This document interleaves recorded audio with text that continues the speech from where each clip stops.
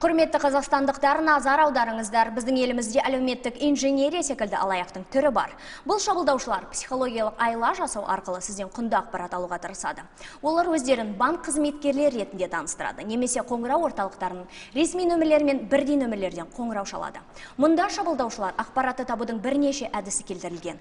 Банктік шотыңыздан рұқсат етілмеген дебет туралы хабарласу арқылы. Олар сауда алаңдарынан номер іздейді, кепілдік берудің болжамды деректері туралы мәлімет сұрайды.